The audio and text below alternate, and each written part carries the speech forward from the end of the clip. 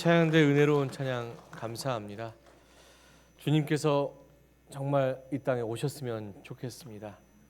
갈등 가득한 이 세상 가운데 평화로 오셔서 이 땅에 다시 한번 평화의 시대가 찾아오기를 주님의 이름으로 간절히 축원합니다. 주신 말씀 가지고요, 우리가 되어주신 예수님이란 주제로 말씀 나누려고 합니다. 지난 주간 밤에 잠 잘 주무셨습니까?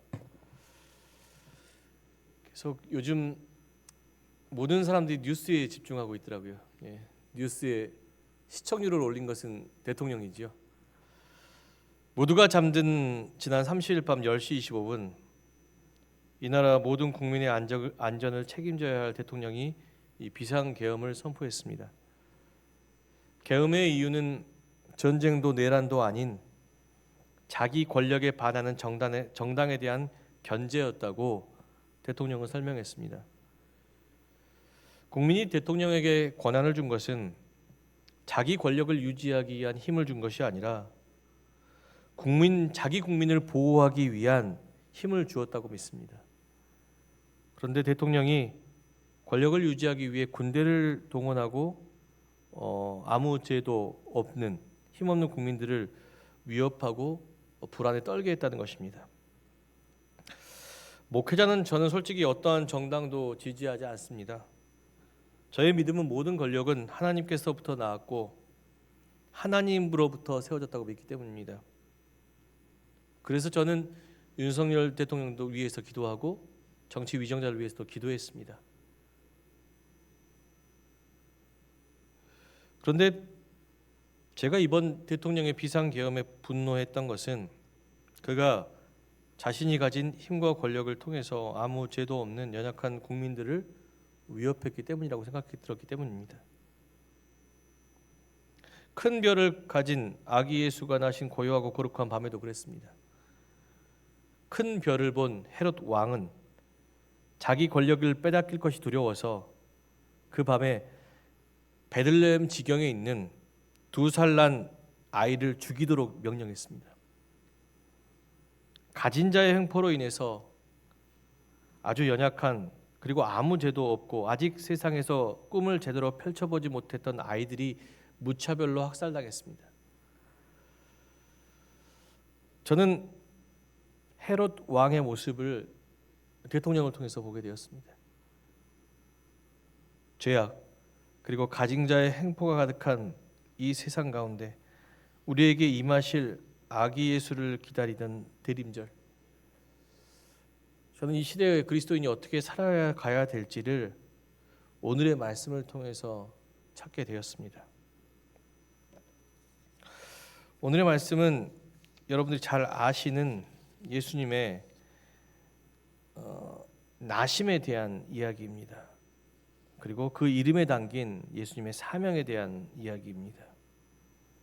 성령으로 잉태되신 예수님, 우리에게 임하실 예수 그리스도는 우리에게 어떠한 의미입니까? 첫 번째, 예수님은 성령으로 잉태된 새로운 시작이며 소망입니다.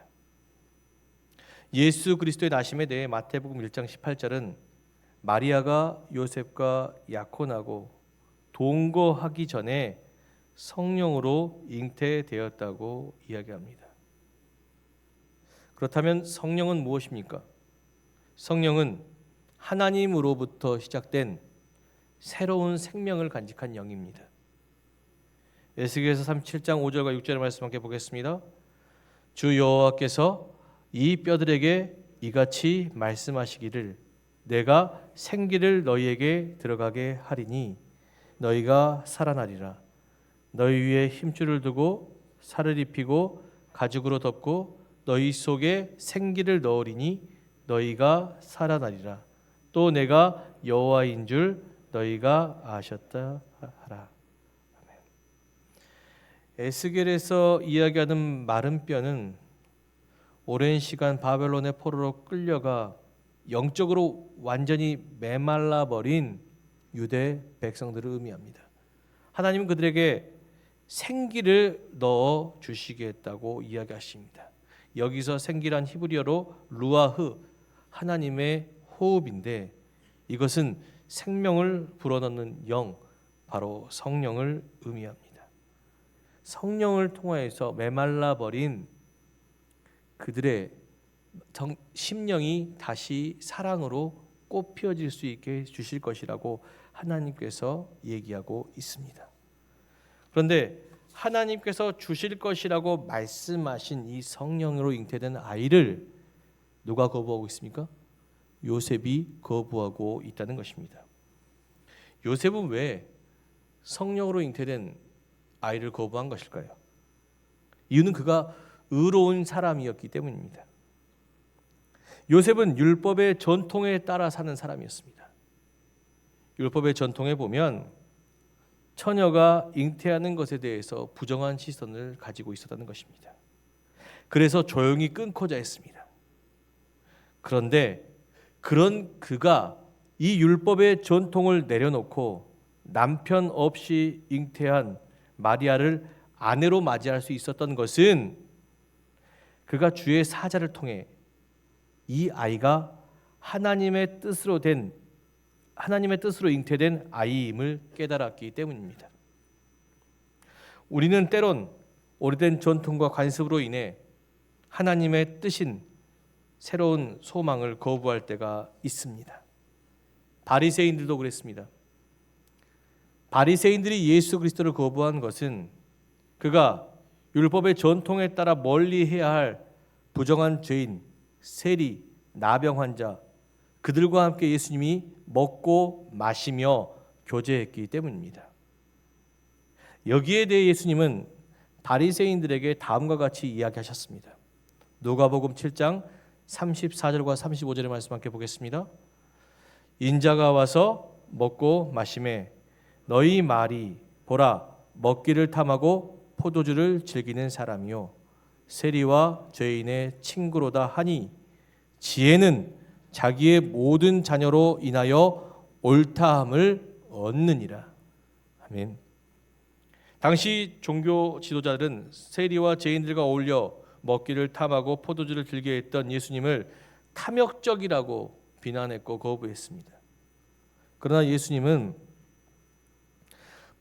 자기의 모든 자녀를 옳다 하시니 그들을 구원하기 위해 그들과 함께 먹고 마시며 복음을 전하는 것이 무슨 죄가 있느냐며 그들에게 오히려 이야기했습니다. 그러면서 오래된 율법의 관습과 전통에 억누르지 말고 새로운 시대를 향하신 하나님의 뜻을 아는 지혜를 배울 것을 당부하셨습니다. 새로운 시대를 거부하는 오래된 관념과 생각들이 있습니다. 이번 비상계엄의 문제도 마찬가지입니다. 과거에 성공했던 비상계엄이 왜 오늘날 실패로 끝났습니까? 과거에 국민들이 정치를 접할 수 있었던 것은 오직 언론뿐이었습니다. TV 방송을 통해서였고 신문을 통해서였고 또한 정치에 대해서 힘있게 발언할 수 있는 사람들은 누구입니까? 정치인들 뿐이었지요. 국민들은 완전히 소통되어졌습니다. 그런 상태 속에서 힘을 가진 자들은 그들 마음대로 정치를 운영할 수 있습니다. 그러나 지금 이 시대는 어떠한 시대입니까? 독재 시대를 넘어 자유민주화가 된 시대이며 이제는 언론으로 소리내는 시대가 아니라 SNS나 유튜브를 통해서 정치에 대한 지식도 많아졌고 국민들이요, 그죠? 그 소리를 낼 수 있는 시대가 되었습니다. 각자의 개인 방송을 통해서 소리를 낼 수 있는 시대가 되었습니다. 여러 가지 소리가 있겠지요. 정치에 대한 생각이요 흑백놀이로 좌우되지 않습니다. 정치를 경험하시는 모든 분들 때로는 찬성할 수도 있고 반대할 수도 있습니다. 예, 그런 사람들이 많아진 시대입니다. 시대가 변화되었지요. 그렇다면 이 변화된 시대를 대통령과 정치 위정자들은 받아들여야 되겠지요. 모든 국민이 옳습니다.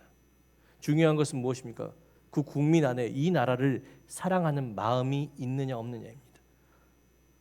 이 나라를 정말 전복시키려고 하고 이 나라를 정말 없애려고 하는 마음이 있다면 그것에 대해서 막아야 되겠지요.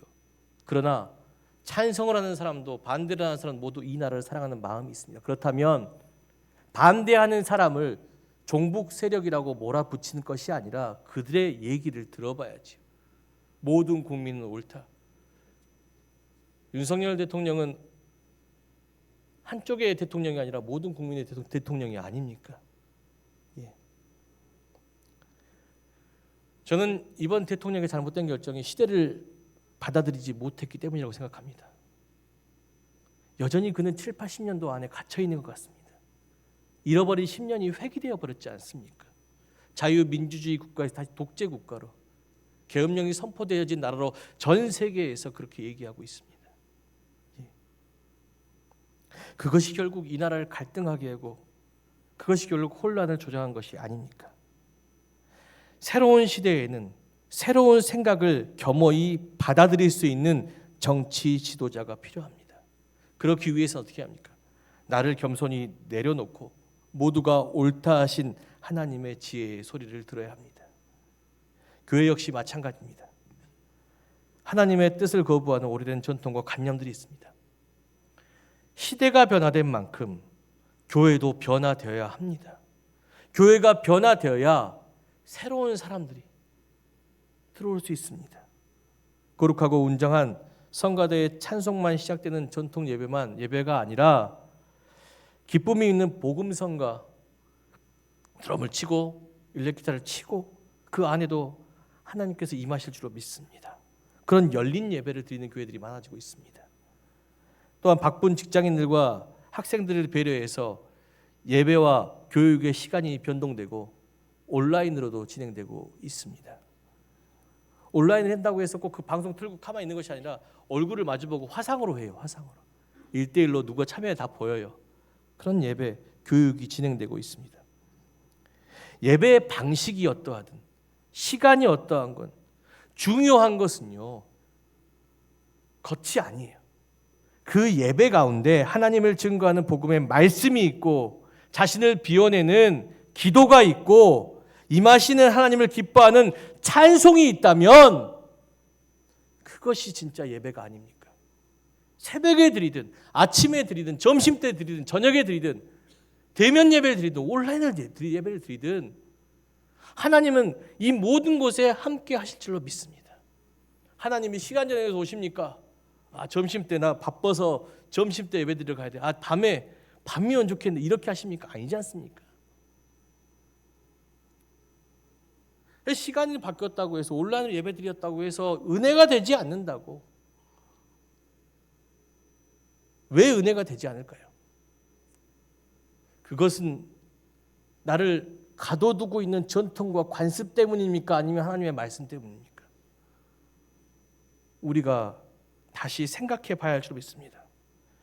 그리스도인은 날로 새로워져야 합니다. 새 술은 새 부대에 담아야 합니다. 그리스도인의 새로움은 뭐냐? 새 시대와 새 사람을 품기 위한 새로움일 줄로 믿습니다. 하나님은 모든 자녀와 모든 시대가 옳다고 말씀하십니다. 그리고 그 시대 속에 하나님의 뜻을 선포하라고 이야기하고 있습니다. 변화된 시대일지라도 우리의 방법을 고수할 것이 아니라 저들이 참여할 수 있도록 우리가 변화되는 것이에요. 그리고 그 변화되는 그 시도 안에 하나님의 복음의 말씀을 전할 수 있다면 얼마나 좋습니까? 그러니 우리도 요셉처럼 전통을 내려놓고 새 하늘과 새 땅에 임하실 우리를 날로 새롭게 하실 예수의 뜻, 그 성령의 지혜를 알아야 합니다. 모든 것을 옳습니다. 그리고 그 안에 하나님의 뜻이 분명히 있을 줄로 믿습니다. 두 번째, 예수님은 자기 백성을 구원할 자입니다. 21절의 말씀에 보니 성령으로 잉태된 아이에게 이름을 주는데 그 이름을 예수라 하며 그 뜻이 무엇이냐? 그는 자기 백성을 그들의 죄에서 구원해야 할 자라고 소개하고 있습니다. 여기에서 자기 백성의 의미가 중요합니다. 자기 백성이란 누구입니까? 예수님께서 소유하고 있는 백성입니다. 그렇다면 예수님께서 소유하고 있는 백성은 누구일까? 첫 번째, 그는 올바른 신앙 고백을 하는 자입니다. 베드로는 주님이 누구이라는 질문에 주는 그리스도시요 살아계신 하나님의 아들이라고 말씀하셨습니다. 주는 우리의 구원자시며 내 삶을 통치하시는 분이라는 것입니다. 우리는 어떤 존재입니까? 육체적 자아로 살아가는 죄인이었습니다. 이기심과 욕망, 아집에 따라 살아가는 사람이었습니다. 그런 우리에게 예수님은 찾아오셨고 무엇을 가르치셨습니까? 영의 지혜를 가르치셨지요. 사랑, 자비, 양선, 온유, 절제, 충성, 오래 참음. 이 땅의 진정한 평화와 이 땅의 진정한 공의를 세우기 위한 하나님의 뜻을 가르치셨습니다. 그리스도인은 누구입니까? 그 뜻이 나를 구원하고 우리의 가정을 구원하고 이 땅을 구원할 진리임을 깨닫고 그 진리에 따라 살아가는 사람일 줄로 믿습니다.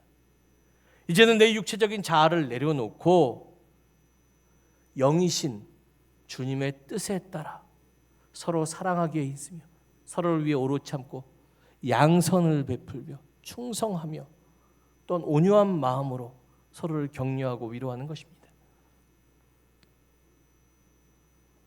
또한 예수님, 또한 주의 백성은 어떤 사람입니까?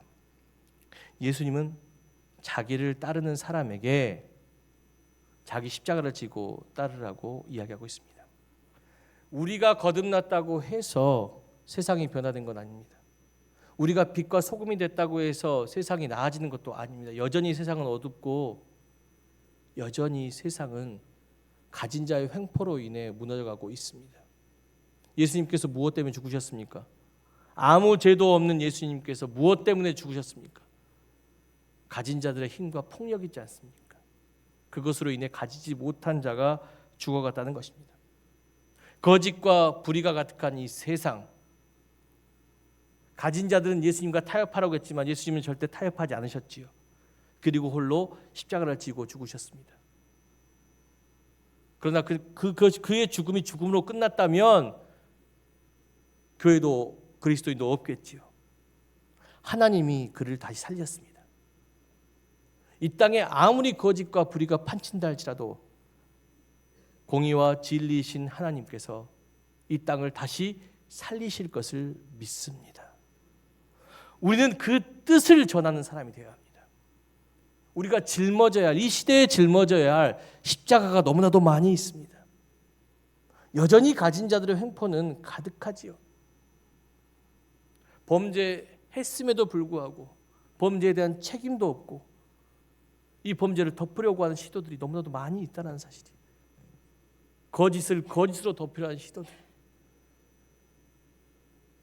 자기 십자가를 짊어진다는 것은 그들과 타협하지 않는 삶입니다.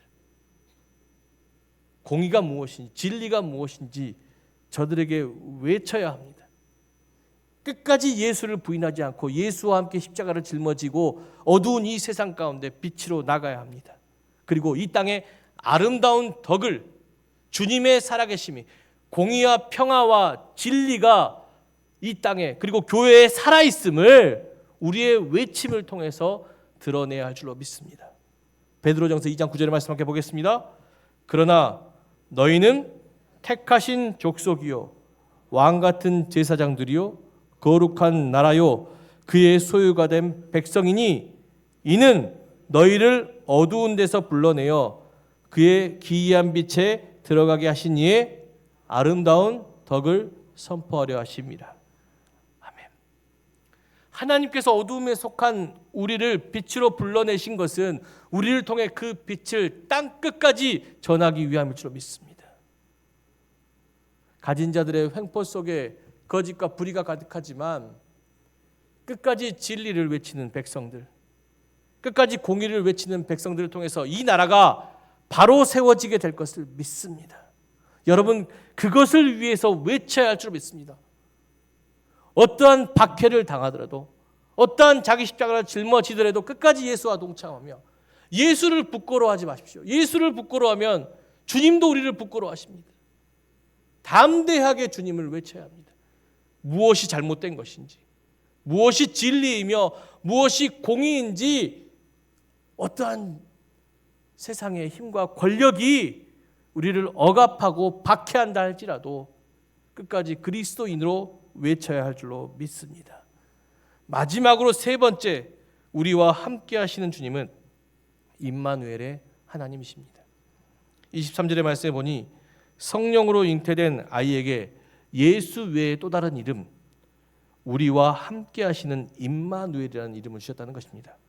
히브리어로 번역해 보면 임이라는 뜻은, 히브리어 임은 함께라는 뜻입니다.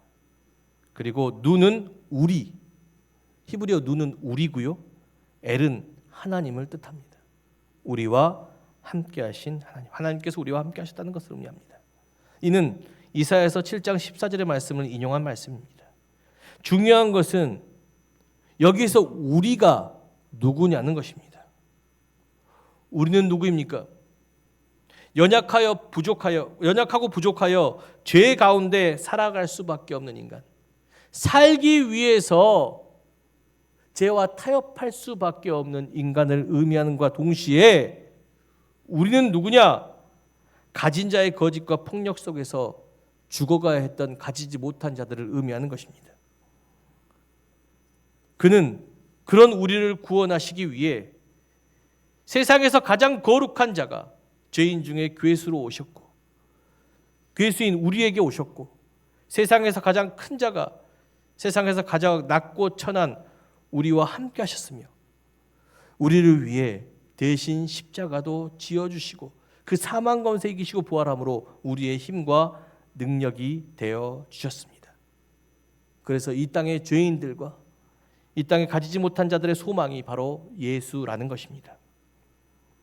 사랑하는 성도 여러분, 의를 위해 박해당하고 멸시와 천대 당하더라도 두려워하지 마십시오. 이 땅의 역사를 바로 세우는 것은 힘과 권력을 가진 저들이 아니라 하나님이심을 믿습니다. 주님과 동행하는 예수 그리스도이심을 믿습니다. 우리와 함께 하시는 임마누엘임을 믿습니다. 우리가 의를 위해 박해받더라도 주님께서 그들과 함께 대신 싸워주실 것이며 주님께서 반드시 승리하실 줄로 믿습니다. 우리에게 사망 권세 이길 임마누엘의 그리스도가 있는 한 우리는 담대하게 저들과 맞서 싸워야 될 줄로 믿습니다. 로마서 8장 36절 37절 말씀 함께 보겠습니다. 기록된 바 우리가 종일 주를 위하여 죽임을 당하게 되며 도살당하는 양과 같이 여김을 받았나이다 함과 같으니라. 그러나 이 모든 일을 우리를 사랑하시는 이로 말미암아 우리가 넉넉히 이기느니라. 아멘.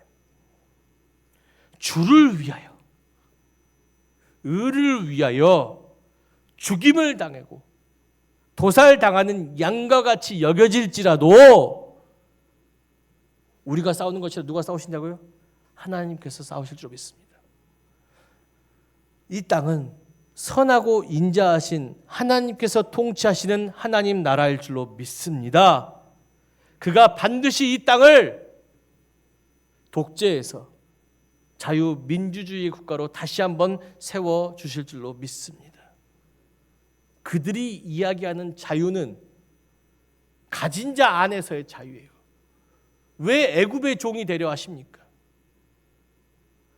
하나님께서 말씀하신 자유는 가진 자 아래서의 자유가 아니라 가진 자도 가지지 못한 자도 하나님 안에서 평등하게 이야기하고 모두 다 존중받고 모두 다 옳다 하심을 여기며 함께 소통하고 살아가는 세상입니다. 나와 반대하는 자를 공격하는 흑백 논리가 아니라 모두가 함께 어우러질 수 있는 이런 총천연세계. 무지개 보십시오. 다 다른 색깔이지만 그게 하나로 이어져 있으니까 얼마나 아름답습니까? 빨간색도 파란색도 노란색도 초록색도 하나로 이어지면 아름답게 피어나게 될 줄로 믿습니다. 그런 소통을 만들어 가시는 분이 하나님이시고 그렇게 이 나라를 다스리는 분이 하나님이실 줄로 믿습니다. 여러분 누구가 두렵습니까? 이 정권입니까? 하나님이십니까? 하나님이시라면 다니엘과 같이 사자굴이 앞에 있을지라도 우리는 겸연히 하나님의 뜻에 순종해야 될 줄 믿습니다. 세상과 타협하지 않고 의를 위해 박해받더라도 도살장하는 양같이 그렇게 핍박당하고 박해받을지라도 임마누엘의 주님이 함께 계시는 믿으며 그 주님이 승리하실 것임을 믿으며 담대하게 이 땅의 공의와 평화를 선포해야 될 줄로 믿습니다. 그것이 지금 이 시대를 살아가는 그리스도인의 사명이며 목회자인 저의 사명입니다. 그래서 제가 지금 이 자리에서 이 얘기를 하는 것입니다. 원래 오늘 설교는 다른 내용이었지만 이 시대의 정치 상황을 바라보며 다시 한번 준비했습니다. 제가 이렇게 강력하게 외치는 것은 이것이 하나님의 뜻이기 때문입니다.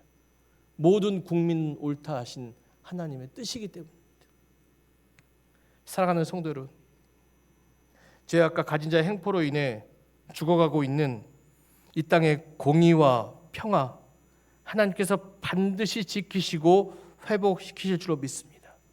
그러니 먼저 하나님 안에서 그 공의와 평화와 사랑을 알았던 우리가